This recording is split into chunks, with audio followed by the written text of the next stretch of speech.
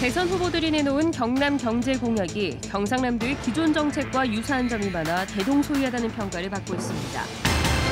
선박 배출가스 규제로 LNG 연료 선박 건조와 벙커링 산업 분야가 위기를 겪고 있는 조선업의 새 희망이 되고 있습니다. 산속 국도에서 스릴을 느끼겠다며 오토바이를 타고 난폭 운전을 하던 100여 명이 경찰에 적발됐습니다. 10년 동안 복원 노력이 진행된 김해 화포천 습지에 캠핑장 등의 개발 사업이 승인돼 논란이 되고 있습니다. 여러분 안녕하십니까? 경남 소식 전해드립니다. 다음 달 9일 대통령 선거를 앞두고 주요 후보들의 경남 공약을 점검하는 순서를 갖고 있습니다.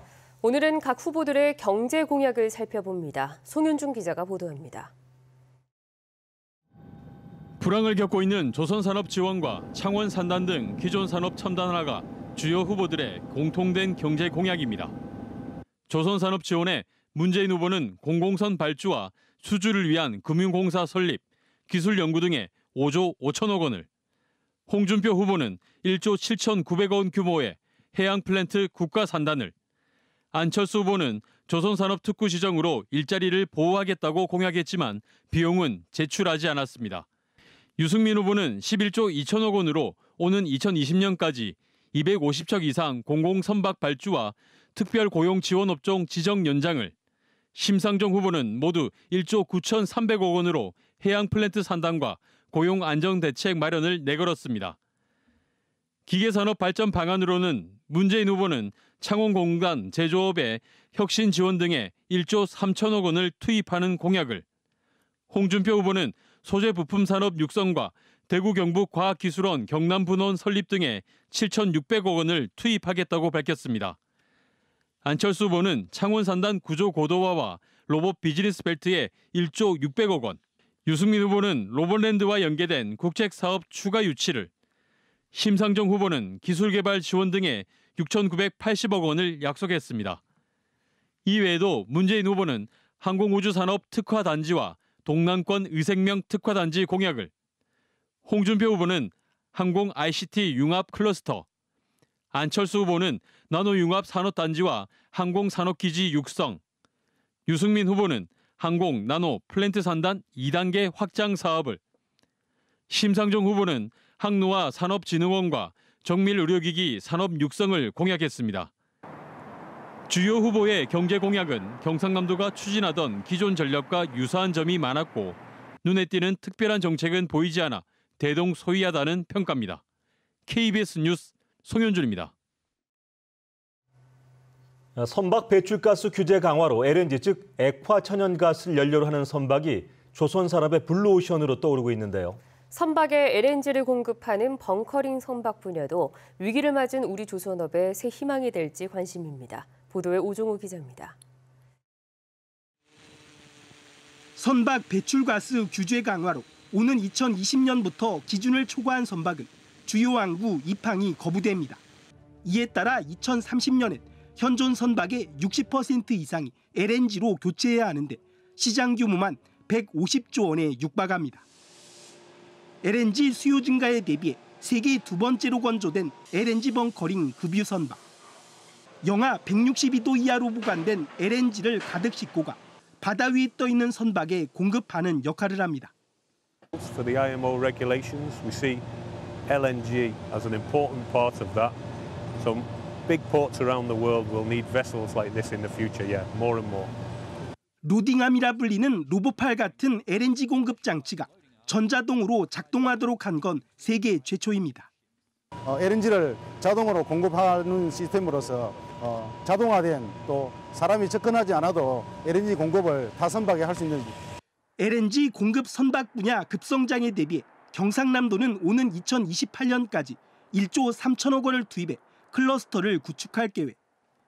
산업단지는 물론 LNG 육상 공급용 저장 탱크 터미널이 조성되고 핵심 기술 개발도 추진됩니다. 우리가 국제 표준을 만들면 세계 시장을 선점할 수 있는데 기자재 성능시험 인증센터 건립엔 국비 100억 원을 확보했습니다. 세계적인 오일 메이저사라든지 그런 쪽에 이 배를 공급할 때 우리 기자재를 직접 판매를 할 수 있는 해외 시장을 진출할 수 있는 그런 기회도 될 것으로 봅니다. 위기에 빠진 우리 조선 산업이 LNG 공급 선박 분야 신시장을 선점해 새로운 도약의 발판으로 삼을지 주목됩니다. KBS 뉴스 오종우입니다. 요즘 도심지 도로에서는 꾸준한 단속에 오토바이 난폭 운전자, 폭주족을 보기 힘든데요. 산속의 고갯길에서 스릴을 느끼겠다며 난폭 운전을 하던 100여 명이 경찰에 적발됐습니다.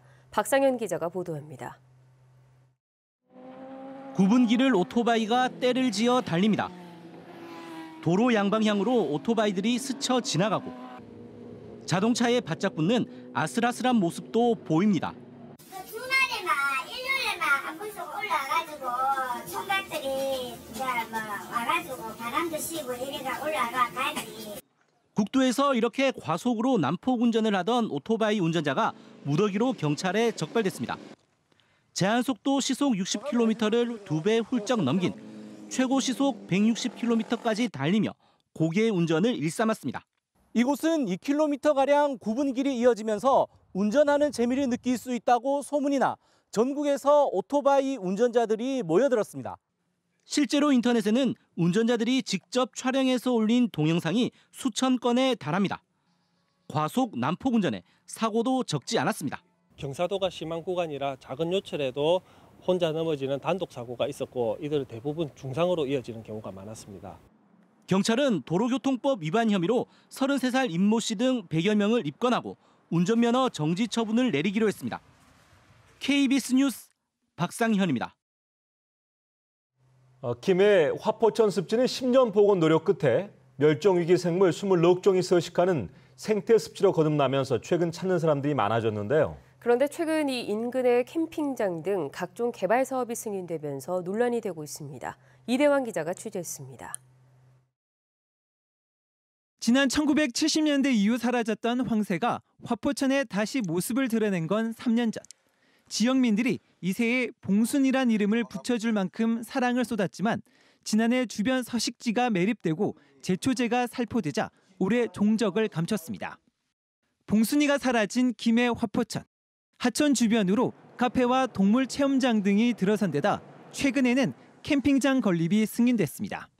캠핑장 예정지는 3m 너비의 강둑을 사이다 두고 화포천 생태습지의 수변부와 바로 맞붙어 있습니다. 사실 야간 조명부터 문제가 되고 그리고 고기를 굽거나 아니면 사람들의 이런 인기척들이 계속해서 오게 되면 새들이라든지 야생동물이 서식을 못하게 됩니다. 지난해에는 화포천 주변 친환경 농경지에 퇴비 공장까지 허가나면서 농민들이 반발하고 있습니다. 특히나 이런 유기농하고 친환경 하는데 특히나 저런 게 들어온다는 거는 더더욱 안 좋죠. 논란이 불거지자 김해 씨는 캠핑장 승인을 반려하겠다며 진화에 나선 상황. 개인이 사기보다는 공익이 너무 크기 때문에 우리 부서에서는 허가할 수 없다. 하지만 해당 캠핑장 운영주가 다시 반발하며 법적 대응에 나섰습니다. 어떤 법적인 테두리 내에서 안 된다면 처음부터 안 된다고 했으면 준비도 안 하고 투자도 안 했을 거고. 김해 씨의 오락가락 행정 탓에 화포천 주변 습지는 해마다 황폐화되고 있습니다. KBS 뉴스 이전입니다.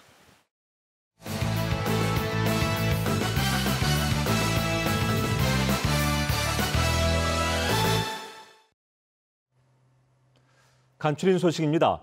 창원 북면 공공하수처리장 2단계 증설 사업이 마무리되면서 다음 달부터 시운전에 들어갑니다. 창원시는 현재 하루 12,000톤인 오폐수 처리 시설 용량을 2배인 24,000톤으로 늘렸다고 밝혔습니다. 지난해 창원시는 북면에서 발생하는 오폐수 양이 공공하수처리장 용량을 넘어서자 불법 하수관로를 몰래 설치하는 방법으로 낙동강으로 연결된 하천에 무단 방류했다가 KBS 보도로 적발됐습니다. 노후 경유차 폐차 지원 정책으로 폐차 대수가 크게 늘고 있습니다. 국토교통부 자동차 등록 통계를 보면 올해 1분기 말소 등록 차량 가운데 폐차 대수는 21만여 대로 집계됐습니다. 이는 지난해 같은 기간 15만 6천여 대보다 35% 증가한 것입니다. 시도별로 보면 경남 14,800여 대로 경기와 서울, 경북에 이어서 네 번째로 많았습니다. 마산 동부경찰서는 거리에 붙어있는 대통령 선거 벽보를 훼손한 혐의로 30살 허모 씨를 붙잡았습니다. 허 씨는 지난 21일 오전 창원시 산호동의 한 아파트 정문에 부착된 선거 벽보를 우산으로 찔러 벽보를 찢어지게 한 혐의를 받고 있습니다. 경찰 조사에서 씨는 만취 상태였다며 특정 후보자에 대한 반감은 없었다고 진술한 것으로 전해졌습니다. 통계청이 발표한 2016년 농가 어가 경제조사에 따르면 지난해 경남 농가의 평균 소득은 3,424만 원으로 서울과 광역시를 제외한 9개 도지역 가운데 가장 낮은 것으로 조사됐습니다. 전국 농가의 평균 소득은 3,719만 원으로 경남 평균보다 300만 원가량이 높았고 또 제주도는 4,584만 원으로 전국에서 농가 소득이 가장 높았습니다. 창원시가 4계절 체류 관광도시 구축을 목표로 5개년 관광종합개발 계획을 세웠습니다. 창원시는 가고 싶은 관광도시 창원이라는 비전과 4계절 체류관광도시를 위한 새로운 전략을 제시했습니다. 이 전략은 해양체험관광과 도시개성관광, 한류문화관광 등 모두 47개 사업으로 구성됐습니다. 경상남도가 고용노동부가 주관하는 지역 일자리 공모에 14개 사업이 선정돼 지난해보다 94% 증가한 국비 44억 4천만 원을 확보했습니다. 지금까지 경남 소식이었습니다. 시청해주신 여러분 고맙습니다.